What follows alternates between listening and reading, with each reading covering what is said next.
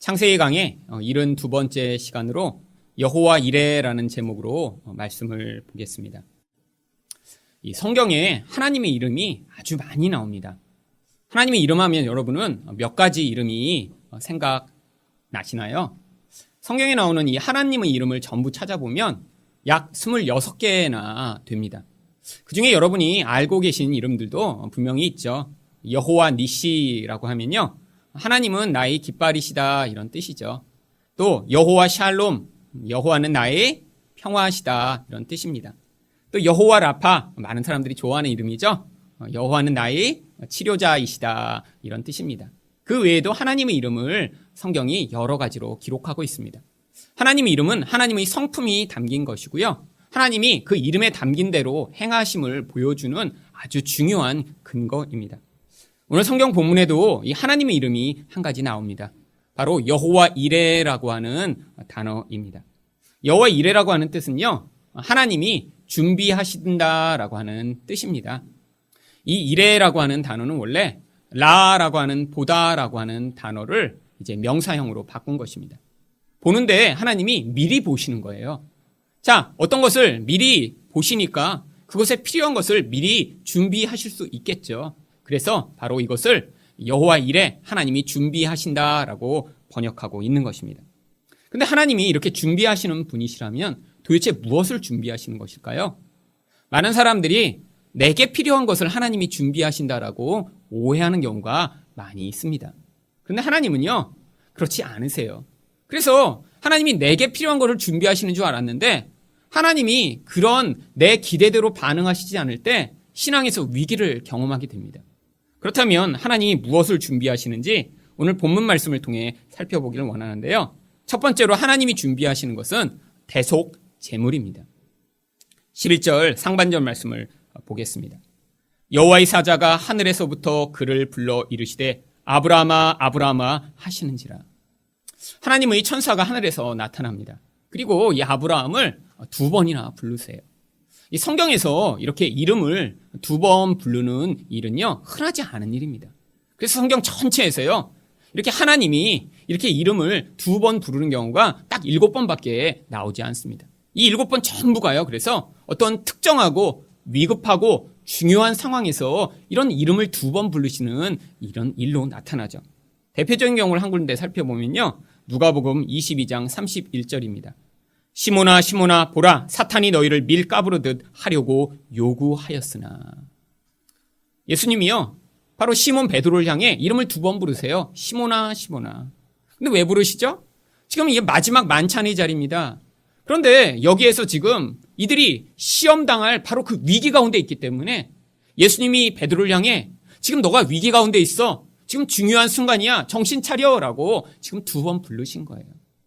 또한요, 신약에 하나님이 사울을 2번 부르신 경우가 있습니다. 사도행전 9장 4절입니다. 사울아 사울아 내가 어찌하여 나를 박해하느냐. 언제 이렇게 부르신 거죠? 바로 이 사울이 다메섹으로 성도들을 붙잡아 죽이려고 가고 있을 때, 그때 바로 예수님이 나타나십니다. 그리고 사울을 향해 사울아 사울아 왜 내가 나를 박해하느냐라고 예수님이 말씀하시죠. 이처럼 이름을 2번 불렀다는 건요, 아주 긴급하고 아주 중요한 상황이라는 것입니다. 아니, 그런데 여기서 아브라함아 아브라함아 이렇게 천사가 나타나 2번이나 부른 이유가 무엇인가요? 바로 앞절에서 어떤 일이 벌어지려고 하고 있었죠. 창세기 22장 10절입니다. 손을 내밀어 칼을 잡고 그 아들을 잡으려 하니. 지금 아브라함은요, 하나님의 명령대로 손에 칼을 들고요, 이스라엘 향해 찌르려고 손을 들고 지금 내려치기만 하면 아들이 죽는 그런 상황 가운데 있습니다. 여러분, 이 번제라고 하는 건요, 아주 심각한 그런 이 상황이 벌어지는 일이에요. 여러분, 제물을요, 먼저 심장을 찔러서 죽입니다. 그 다음에요, 전체의 이 각을 떠요. 각을 뜬다는 건요, 마디마다 다 자르는 것입니다.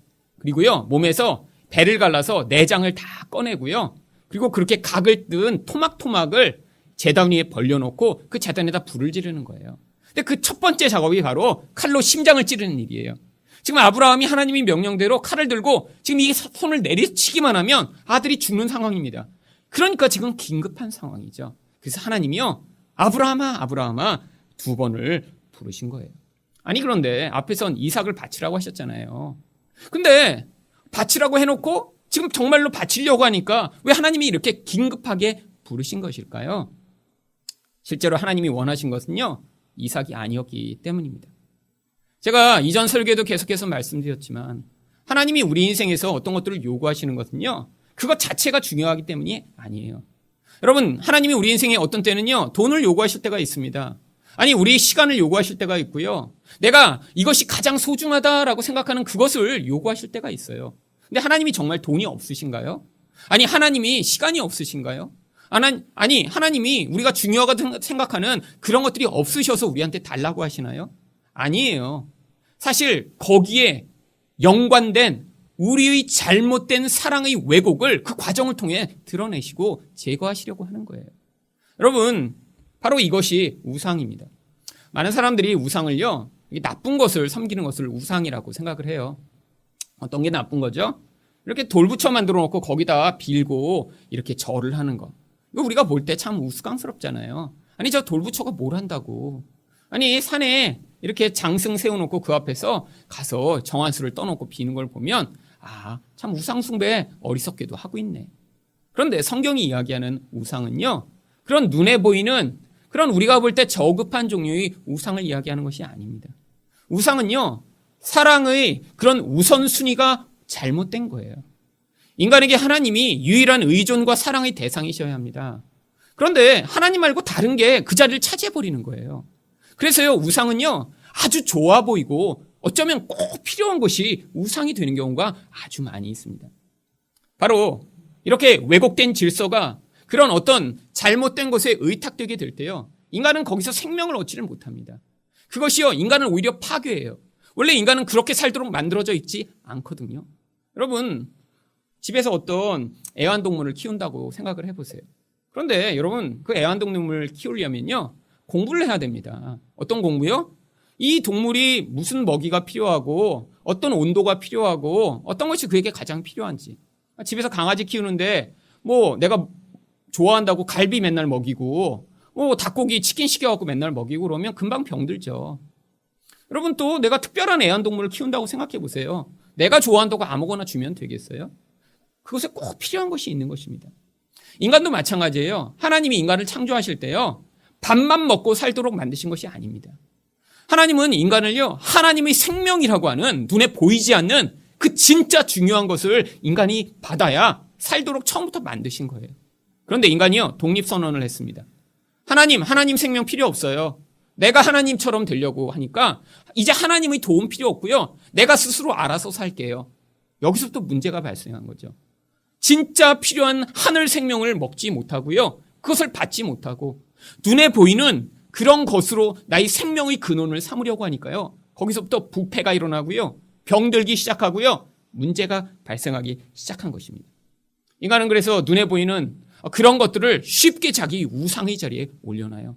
돈이요? 여러분, 꼭 필요한 거죠. 아니, 세상에서 난 돈이 하나도 필요 없어.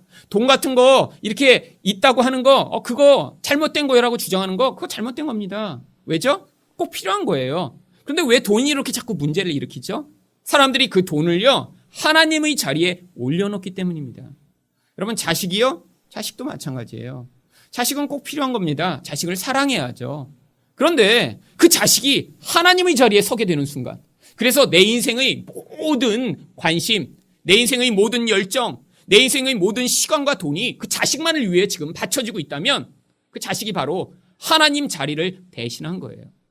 여러분, 그런데 눈에 보이는 돈이나 자식보다 사실은 왜 그렇게 눈에 보이는 것이 그 사람을 파괴하냐면 그것이 영적 속성 때문입니다. 어떤 영적 속성이요? 바로 사람들이 이렇게 눈에 보이는 것을 추구하는 진짜 이유는요, 내면적인 이유예요. 여러분, 어떤 사람이 자식을 진짜 중요하게 여긴다고 생각해 보세요. 하루 종일 자식 생각만 해요. 하루 종일 모든 자기 돈이 다 자식을 위해 들어가요. 나는 집에서 맨날 라면만 먹는데 자식을 위해서 좋은 학원 보내려고 몇백만 원이 들여서라도 자식을 학원에 보내고, 자식이 원한다면 모든 좋은 걸 다 해줘요. 그런데 그 진짜 이유가 뭐죠? 정말 자식 하나만을 위해 내가 헌신해서 자식 잘 되게 하는 건가요? 아니에요. 자식 멋지게 만들고 공부 잘하는 아이 만들어서 그 자식 가지고 내가 자랑하고 싶은 거죠. 다른 사람 앞에서 내가 부끄러움 당하지 않으려고 하는 거예요. 또한요, 나중에 그 자식이 잘 되면 내가 가지고 있는 이런 재산과 명성을 또 자식한테 물려줄 수 있기 때문이죠. 아니, 또 내가 나중에 나이가 들었을 때 내가 힘이 없어지고 부족해지면 그 자식이 잘 되면 나를 돌보아 줄 것이라고 착각하기 때문이죠. 여러분, 근원 이유가 뭐죠? 자식을 위한 게 아니에요. 여러분, 모든 우상숭배의 방향성은요, 바로 나 자신을 위한 목적이라고 하는 자기 욕망이 결부된 것입니다. 여러분, 그런데 나의 욕망을 위해 어떤 대상, 어떤 사람, 어떤 것을 그렇게 우상으로 삼기 시작하는 순간에요, 인간에게는 파괴가 일어나고 그것이 문제를 발생하게 하는 거예요. 여러분, 하나님이 아브라함에게 요구하신 게 그래서 이삭이 아닌 것입니다. 하나님이 요구하신 것은요, 바로 아브라함이 내가 죽은 다음에도 내 이름을 보존하고 내게 행복을 가져다 주고 내게 안정을 가져다 줄 대상이라고 생각한 바로 그 우상숭배의 대상인 바로 그 대상을 하나님 앞에 내려놓기를 원하신 거예요. 바로 그 우선순위가 바로 되지 않으면요, 아브라함은 진짜 중요한 생명을 온전히 누릴 수 없기 때문에 하나님이 아브라함을 그 자리로 인도하신 것입니다. 그래서요, 아브라함이 바로 이런 고통스러운 선택이지만 그가 평생 경험했던 하나님으로 말미암는 믿음으로 말미암아 아브라함이 심장에 칼을 꽂는 그 자리까지 간 거죠. 실제 죽이지는 않았지만요, 아브라함은요, 그 이삭을 내려놓은 거예요. 이삭을 포기한 거예요. 이삭에 대한 모든 의존과 사랑을 이미 죽여버린 것이죠. 바로 그렇기 때문에 하나님이 그 순간 아브라함아, 이제 이삭을 진짜 죽이는 건 필요 없어. 네가 이 과정을 통해 그 이삭에 대한 사랑과 의존을 내려놓았음이 증명되었기 때문에 하나님이 이름을 부르시고 멈추게 하신 것입니다. 그때 아브라함이 어떻게 반응하나요? 11절 하반절입니다. 아브라함이 이르되 내가 여기 있나이다. 여러분, 여기 내가 여기 있나이다 이 표현은요, 이 22장에서 3번이나 똑같은 단어가 반복되는 그런 구절입니다. 1절에서 하나님이 아브라함을 부르셨어요. 아브라함아 그랬더니 아브라함이 거기서도요, 내가 여기 있나이다. 히브리어로 히네니라고 하는 아주 짧은 단어예요. 한 단어입니다. 근데 하나님 앞에서 여기 있습니다. 그런데 중간에 또 7절에서 이삭이 아버지를 불러요. 아버지요 그랬더니 내가 여기 있다. 그리고 또 여기서 하나님의 천사가 아브라함을 불렀더니 똑같이 히네니 내가 여기 있다. 사실 아브라함이요, 마치 종처럼 그런 모습으로 여기에 등장합니다. 내가 주도하지 않아요. 내가 대화를 주도하지 않고요, 내가 어떤 나의 뜻을 주장하지 않습니다. 그냥 하나님이 시키시면 그 음성을 받아들이는 그런 태도로 나타나죠. 이게 바로 자아가 죽은 자의 모습입니다. 여러분, 자아는 어떤 특성을 가지고 있죠? 내가 원하는 게 있어요. 내가 생각하는 게 있어요. 내게 중요한 게 있어요.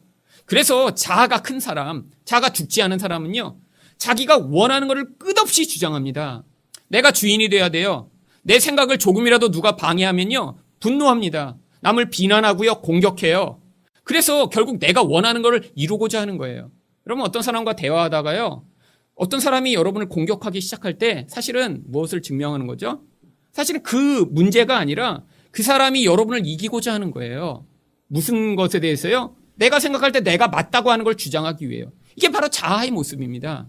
남이 시키는 것을 따를 수가 없어요. 내 생각이 너무 강하고 내가 원하는 게 너무 중요하기 때문에요. 남을 짓밟고 거짓말을 하고 비방을 해서라도 내가 원하는 걸 이루고자 하는 것입니다. 근데 바로 여기서 아브라함은 정반대의 모습으로 나타나요. 히네니, 하나님 내가 여기 있습니다. 무엇인지 시키는 대로 말씀하여 주시옵소서. 여러분, 삶에서 이것이 바로 자아가 얼마나 죽었는지를 바로 테스트 받는 기회입니다. 여러분, 하나님이 주신 어떤 기회와 상황, 하나님이 주신 어떤 관계 안에서 여러분이 어떤 때 이렇게 수동적이 될 때가 있어요. 여러분, 근데요, 우리 자아는요, 이렇게 우리가 자발적으로 하나님 앞에 하나님 말씀하세요, 하나님 시키는 대로 하겠습니다, 하지 못합니다. 그래서 하나님이 어떻게 하세요? 우리 스스로 내 뜻, 내 원함을 주장할 수 없는 환경과 상황으로 인도해 가세요. 그게 바로 베드로의 경우입니다. 요한복음 21장 18절 말씀을 보세요. 내가 진실로 진실로 내게 이르노니 내가 젊어서는 스스로 띠띠고 원하는 곳으로 다녔거니와 늙어서는 내 팔을 벌리리니 남이 내게 띠띠우고 원하지 아니하는 곳으로 데려가리라. 여러분, 예수님이 제자 가운데 가장 자아가 컸던 자가 누구죠? 바로 베드로입니다. 베드로는 자기가 원하는 게 되게 강했어요. 그러니까 리더급의 그런 영향력을 가지고 있는 자죠.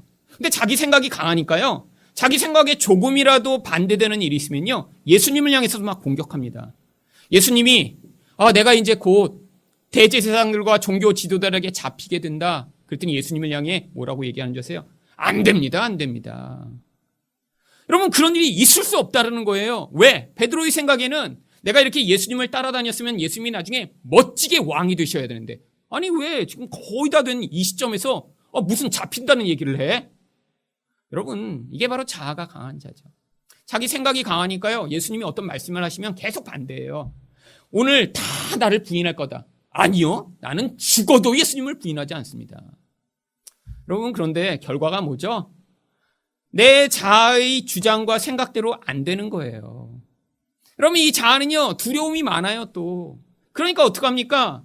나는 그렇게 하고 싶어요. 예수님을 죽기까지 따라가고 싶은데 군병들이 오니까요. 제일 먼저 주례장량을 칩니다. 그리고 나서 예수님이 나타나셔서 베드로한테 이 말씀을 하신 거예요. 네가 젊어서는 네 마음대로 다녔지? 다른 말로 너는 젊어서 이렇게 큰 자아를 가지고 네 원하는 대로 살았지?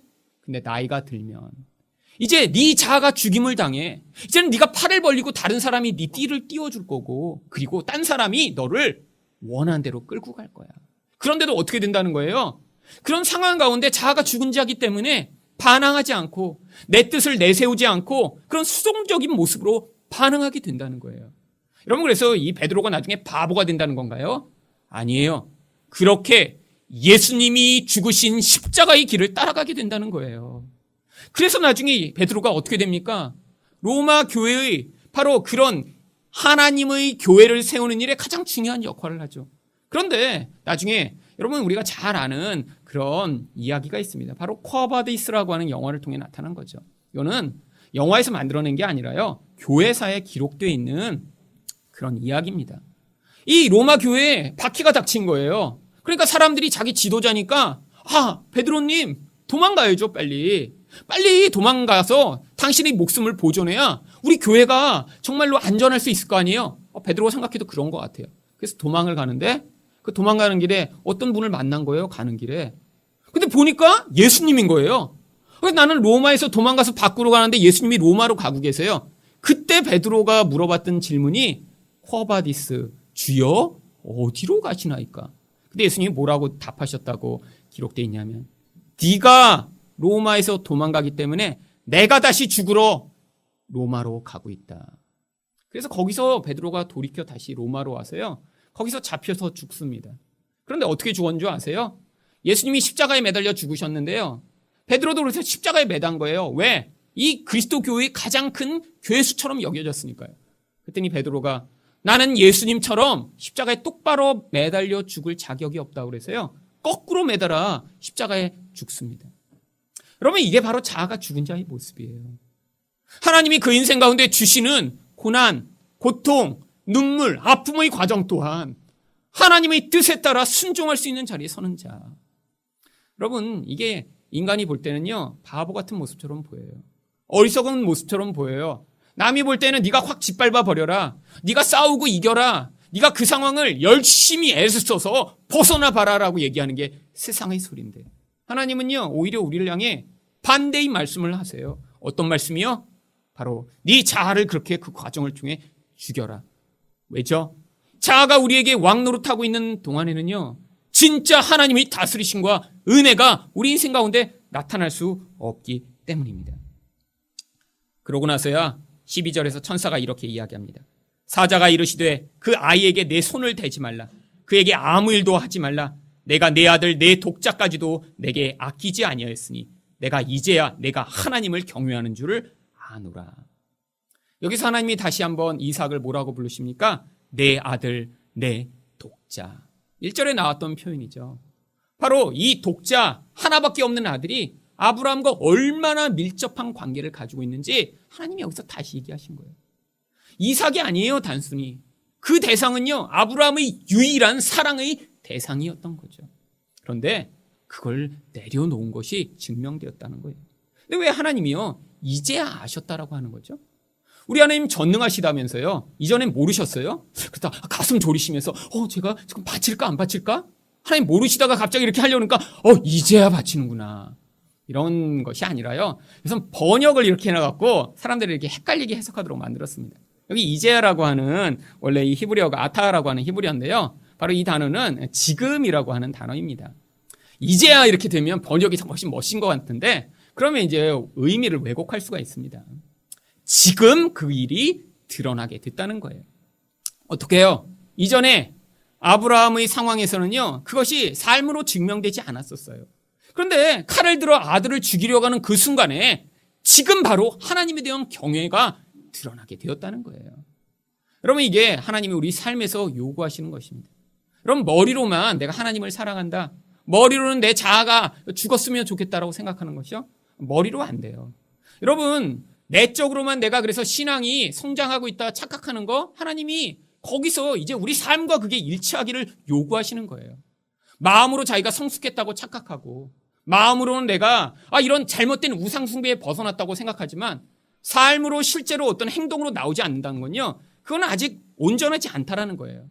여러분 가운데 나는 돈을 우상으로 섬기지 않아, 이 정도면 내가 돈에 영향받지 않지. 하지만 여러분이 하나님이 요구하시는 가장 기본적인 수준에서도 지금 그런 반응하고 있지 못하다면요, 여러분은 진짜로 돈의 우상숭배에서 벗어난 게 아니에요.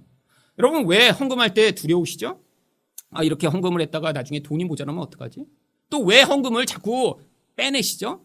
사실은 욕망 때문이죠. 여러분, 하나님이요, 10의 9조를 바치라고 하셨나요? 아니에요. 하나님이 어떤 선을 세워놓으신데 사실 그 선은요, 가난한 자나 부자나 10분의 1만큼을 떼어내도 죽지 않을 만큼의 수준입니다. 근데 그 수준이요, 하나님이 100분의 1이라고 했으면 사실 모두 다 지킬 수 있어요. 쉬워요, 100분의 1은. 근데 10분의 1은요, 딱 아까울 만한 선입니다. 10분의 1이요, 아까울 만한 딱 선이에요. 그러니까 어떤 사람은 못해요? 내 마음에 욕심과 두려움이 강한 사람은 그 선을 못 넘는 거예요. 왜? 딱 아까울 만한 선이니까요. 10분의 5라면요, 여러분, 가난한 사람은 10분의 5를 떼어내면 죽을 수도 있습니다. 그거는 너무 높은 수준이에요. 그러니까 하나님이 딱 그 정도 선에서 그냥 선을 세워놓은 거예요. 많은 사람들이 어떻게 합니까? 속으로는 나는 괜찮은데요. 실제의 삶에서 나타난다는 거예요. 실제의 삶에서. 여러분, 사람들이 자기 머리로만 알고 있는 이 가짜 신앙, 하나님이 거기서 지금 벗어나야 여러분이 내면의 그 삶이 진짜 외면의 그런 증거를 통해 드러나므로 하나님이 지금 이제 증명되었다라고 말씀하시는 거예요. 여러분, 그런데 하나님이요, 여기서 끝난 게 아니에요. 여기에서 뭐를 또 하나님이 요구하시죠? 13절입니다. 아브라함이 눈을 들어 살펴본즉 한 수장이 뒤에 있는데 뿔이 수풀에 걸려 있는지라. 아브라함이 가서 그 수장을 가져다가 아들을 대신하여 번제로 드렸더라. 여러분, 하나님이요, 대소의 양을 또 준비하셨어요. 아니, 아들을 죽이려는 것만 증명하시면 거기서 그냥 괜찮아, 내가 재물 안 받아, 사실 그거 아들 바치라고 한 거 아니야 라고 끝나신 게 아니라 반드시 거기서 또 대속의 양을 바치라고 요구하세요. 아니, 하나님 이 양고기를 좋아하시나요? 아니죠. 하나님이요, 여러분, 1000만 마리의 양을 바치셔도 하나님 그걸 기뻐하시지 않는다고 성경이 기록해요. 하나님이 진짜 원하시는 게 뭔지 아세요? 사실은요, 여러분, 우리가 우리 자아를 가서 죽였어요. 내가 사랑하는 것을 정말 내가 하나님께 바쳤다고 생각해 보세요. 근데 그걸 죽였다고 우리에게 영생이 오고 생명이 올 수 있나요? 안 돼요. 여러분, 자아가 죽은 건요, 당연한 결과입니다. 우리에게 생명을 가져오지 못하는 죄 덩어리가 죽었는데 그렇다고 보상이 주어질까요? 아니잖아요. 여러분, 어떤 사람이 범죄를 했어요. 그래서 교도소에 가서 갇혀서 판결을 받고 거기서 이 형벌을 받아요. 그러면 그랬다고 보상이 주어져요? 잘못했는데 이렇게 교도소에 갔으니까 상으로 10억 원 주겠습니다. 이런 경우가 어디 있어요? 내가 죄를 지었으면요, 그거에 대한 형벌이 있으면 그건 당연한 겁니다. 우리 자아가 죽으면요, 그건 당연한 거예요. 죄덩어리니까요. 하나님을 반역하는 존재니까요. 하나님 뜻대로 살 수 없으니까요. 그러니까 아브라함이 이 자아를 죽이는 그것으로는요, 아무런 보상이 주어질 수 없는 거예요. 그런데 하나님이 그래서 양을 준비하신 것입니다.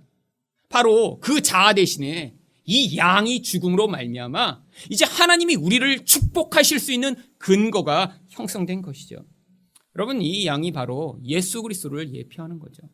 여러분, 그래서 요한복음 1장 29절에 세례 요한이 뭐라고 예수님을 보고 고백하냐면, 이튿날 요한이 예수께서 자기에게 나오심을 보고 이르되 보라, 세상 죄를 지고 가는 하나님의 어린 양이로다.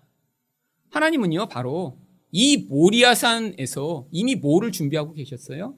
이 앞으로 우리를 위해 준비하신 어린 양을 그때서부터 준비하신 거예요. 아니요, 성경을 보면요, 하나님이요, 창세 전부터 예수 그리스도를 준비하셨다고 써놓고 있습니다. 여러분, 하나님이 사실은 이렇게 예수 그리스도를 나중에 이렇게 이스라엘 백성 보니까 도저히 안 되겠구나 그래서 나중에 준비하신 게 아니에요. 하나님은요, 역사 내내 예수님을 통해 우리를 어떻게 대속하여 구원하실지를 준비하신 거예요. 여러분, 아브라함은요, 겨우 3일 고민했어요. 내 아들을 죽일까 말까, 죽일까 말까. 여러분, 얼마나 힘들었겠어요.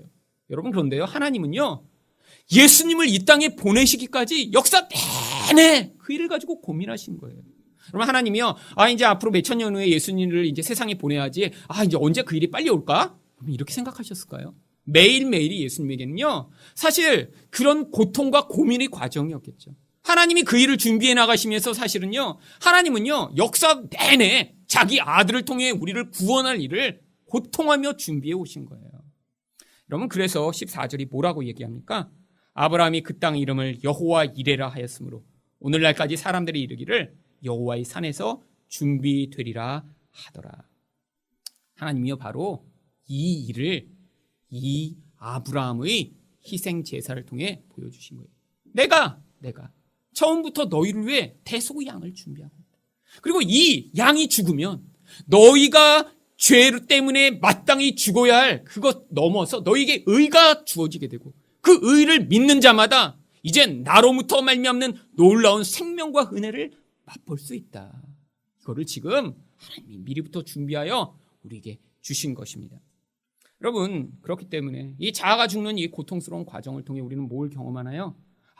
내가 정말 내 이 죄가 사악하고 악독한데, 내가 죽어서는 아무 소용이 없는데, 그래서 예수님이 필요합니다라는 그런 고백을 이끌어내도록 하나님이요, 이 땅 가운데 이 자아가 죽는 기나긴 시간을 허용하시는 것이죠.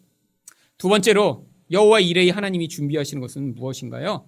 축복을 준비하십니다. 15절부터 17절 상반절까지 보겠습니다.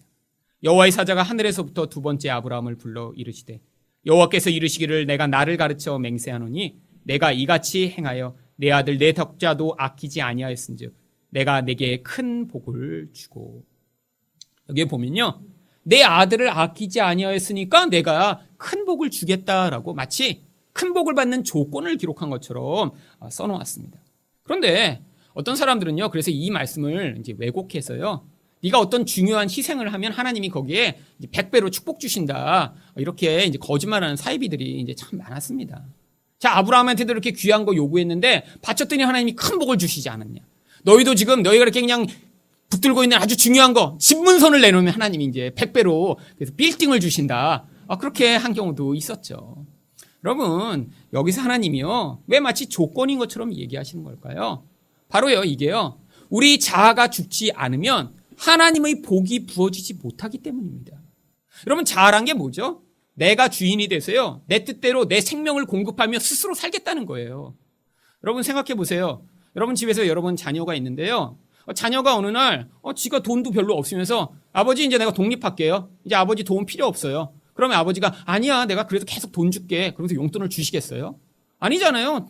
지가 독립해서 지가 산다 그러면 그럼 혼자 살아봐 한번. 여러분, 하나님도 마찬가지예요. 우리가 독립선언을 해버린 거예요.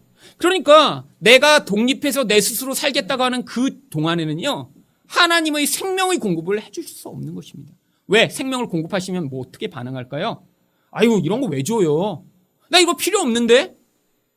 여러분, 하나님이 그래서 뭘 요구하시냐면 그 전에 자아가 죽는 거를 요구하시는 거예요. 자아가 죽어야 이젠 하나님만이 나를 살리실 수 있습니다. 내게 예수의 생명이 필요합니다. 이전에는 눈에 보이는 게, 이전에는 내 주변에 있는 사람이 나를 도와주고 나를 축복하는 줄 알았는데 하나님 아닙니다라고 하는 그 방향 전환이 일어나야 하나님이 거기서 우리에게 그 생명을 주실 때 하나님 감사합니다, 하나님 정말로 고맙습니다라고 하는 반응이 나올 수 있으니까요. 결국 하나님을 의존하는 만큼 우리에게 하나님의 복이 부어지는 것입니다. 근데 복의 구체적인 내용이 무엇인가요? 17절 하반절을 보시면 내 씨가 크게 번성하여 하늘의 별과 같고 바닷가의 모래와 같게 하리니. 여러분, 바로 씨가 많아지는 것이 하나님의 복의 핵심이에요. 그런데 이 씨가요, 바로 아브라함에게 주셨던 반복되는 약속의 핵심입니다. 그런데 이 씨가요, 단순히 씨로 끝나는 게 아니라, 사람이 많아지는 것에 끝나는 게 아니라 이 씨가 어떤 역할을 해요. 그게 바로 17절 하반절을 보시면 내 씨가 그 대적의 성문을 차지하리라. 아니, 씨라고 하는 그 씨가 성문을 차지한대요. 그러면 씨는요, 어떤 때는 자손이라고도 번역되는 단어입니다. 바로 어떤 자손이 나오더니요, 그 자손이 대적이 차지하고 있는 성문을 빼앗게 된대요. 여러분, 성문을 빼앗는다는 건요, 이제 그 성을 차지하게 되었음을 이야기하는 거예요. 여러분, 성문만 열면요, 어떻게 될 수 있어요? 이전에 성을 지키고 있던 그 집단을 이제 뚫고 들어가서 그 성을 내 거로 만들 수 있는 근거가 생기는 거예요. 성문을 차지했다는 건요, 이 성이 나의 것이라고 선포하는 것입니다. 근데 바로 이 일이 창세기부터 예언된 일이 이제 아브라함으로부터 구체화된다는 거예요. 창세기 3장 15절을 보시면 내가 너로 여자와 원수가 되게 하고 내 후손도 여자의 후손, 여기에 바로 씨라고 하는 단어가 후손이라고 번역된 것입니다. 원수가 되게 하리니 여자의 후손은 내 머리를 상하게 할 것이요 너는 그의 발꿈치를 상하게 할 것이니라. 여러분, 이것을 우리가 뭐라고 부르죠? 원시복음, 최초로 예수 그리스도로 말미암아 앞으로 어떤 일이 일어날지를 설명하고 있는 그런 구절이라고 우리가 부르고 있어요. 어떤 일이 일어난다는 거예요? 인간에게 찾아온 이 죄의 무서운 영향력으로부터 하나님이 그 죄를 주도하고 죄를 통해서 우리를 지배하는 이 마귀 세력을 깨트리심으로 우리를 자유케 하시겠다는 거예요. 여러분, 그런데 이런 자유하게 만드는 이 놀라운 일이요, 예수 그리스도로 나타나게 될 이 사건으로 말미암아 어떻게 된다는 거예요? 결국 원수의 성문이 빼앗기는 거예요. 여러분, 원수가 지금 어떻게 하고 있습니까? 이 세상을 자기 성처럼 다스리고 있었던 거예요. 여기에서 그래서 사망으로, 죄로, 세상으로 사람을 유혹하고 지배하며 사람들이 거기서 고통하며 살도록 이제까지 영향력을 미쳤는데, 이제 예수 그리스도가 오시더니요, 이제 이런 마귀가 지배하고 있던 이곳에 하나님의 나라를 시작하신 것입니다. 여러분, 이게 바로 18절에 나오는 또 내 씨로 말미암아 천하 만민이 복을 받게 되는 결과인 거예요. 여러분, 모든 사람은 다 죄를 짓기 때문에 마귀의 노예가 되고 사망의 노예가 되고 세상의 영향력을 받으며 살게 되어 있는 존재예요. 여러분, 죄와 사망이 그의 주인이었습니다. 마귀가 실제의 아버지라고 여겨져요. 그런데 예수님이 어떻게 하셨어요? 오시더니 그 마귀를 깨트려 버리시고 우리를 그 죄와 죽음으로부터 구원해 내신 거예요. 그리고 우리를 어디에서 살게 만드신 거예요? 하나님 나라에서 살게 만드신 거죠. 여러분, 이게 우리가 누리는 가장 큰 복입니다. 여러분, 눈에 보이는 이 세상이요, 이 세상이 요동하고 흔들리면 그 땅에 사는 사람들이 얼마나 고통하겠어요. 여러분, 지금 유럽에서 벌어지고 있는 이 난민 사태 다 왜 일어났죠? 국가가 지금 불안하니까 사람들이요 도망가는 거예요. 다 자기 집 있고 직장 있었고 거기 자기가 평생 일군 게 있는데 하루아침에 버리고 도망가는 겁니다. 왜? 국가가 불안하면요 거기서 사람이 살 수가 없어요. 우리도 마찬가지였어요. 죄와 사망과 마귀가 지배하는 곳에서 우리는요 난민처럼 살았습니다. 여기 가면 조금 안정이 있을래나? 여기 가면 우리가 조금 더 오래 살 수 있을까? 여기 가면 자녀 교육이 더 좋을까? 여기 가면 돈을 더 많이 벌 수 있을까? 이 땅에서 불안해하며 살던 우리들을요 이제 예수님이 오셔서 우리를 구원하셨다는 거예요. 그리고 마귀 머리를 깨트리시고 이제 우리가 하나님 백성 되게 만드시며 우리 안에 뭘 시작하셨어요? 이런 불안과 초조와 죽음에 대한 공포로 살지 않아도 되는 하나님 나라를 시작하신 거예요.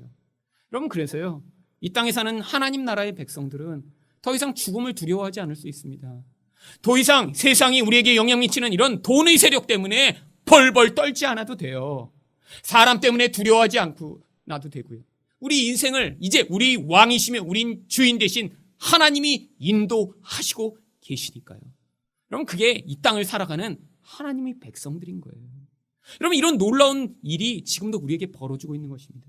우리 자아가 죽고 그리고 예수 그리스도로 말미암아 참된 생명을 얻은 자들은 우리 안에 시작된 이 하나님 나라로 말미암아 이 세상 가운데서도 그 생명의 영향력을 누리는 자들 되니까 여러분 수중에 이전에 여러분이 의존하던 그것들이 이젠 약해지고 없어져도 두려워하지 않고요.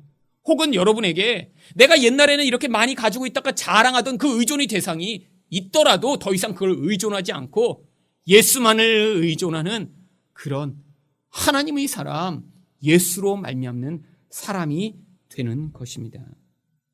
여러분, 이 모든 일들이 어떻게 일어났는지 바로 18절에 하반절에 뭐라고 이야기합니까? 이는 내가 나의 말을 준행하였음이니라. 여러분, 아브라함이 한 명 준행했다고 이런 일이 일어났다는 게 아니라요. 이렇게 아브라함이 모형이 된다는 거예요. 자아가 죽은 자, 눈에 보이는 그런 의존의 대상을 포기한 자에게 부어지는 이 생명이 어떤 역할을 하는지. 아브라함이 바로 첫 번째 사람으로 자아가 죽고 예수로 말미암는 생명을 누리는 그런 사람이 되었고, 이제는 이 아브라함처럼 많은 사람들이 그런 생명을 누리는 자에 서게 될 것을 이 말씀이 이야기하는 것입니다. 그리고 나서 이 창세기 22장은 어떻게 마무리되고 있나요? 19절입니다. 이에 아브라함이 그의 종들에게로 돌아가서 함께 떠나 브엘세바에 이르러 거기 거주하였더라. 여러분, 사실은 근데 많은 사람들이 이 절을 읽으면서요, 궁금해하는 점이 있어요. 그럼 이삭은 어떻게 됐나요? 그래서 어떤 학자들은요, 심지어는 진짜로 이삭을 죽였다라고 주장하는 사람도 있어요. 여기는 아브라함 혼자 돌아오니까요. 여러분, 또 말이 안 되잖아요. 왜? 다음 장면 보면 이제 이삭이 결혼을 합니다. 그렇죠? 여기는 왜 근데 혼자 돌아온 것처럼 설명하죠? 이제 아브라함에게 있어서 이삭은 더 이상 그의 최우선의 사랑의 대상도 아니고 의존의 대상도 아니고 하나님이 그의 유일한 의존의 대상, 사랑의 대상이 되셨기 때문에 이제 마치 아브라함이 혼자 돌아온 것처럼 성경이 묘사하고 있는 거죠. 여러분 인생 가운데 하나님이 개입하셔서 여러분의 자아를 죽이시고 이런 참된 복을 여러분에게 허락하실 때 그 복으로 말미암아 여러분들이 하나님 나라의 백성된 그 놀라운 은혜를 이 땅에서 풍성하게 누리는 여러분 되시기를 예수 그리스도 이름으로 축원드립니다.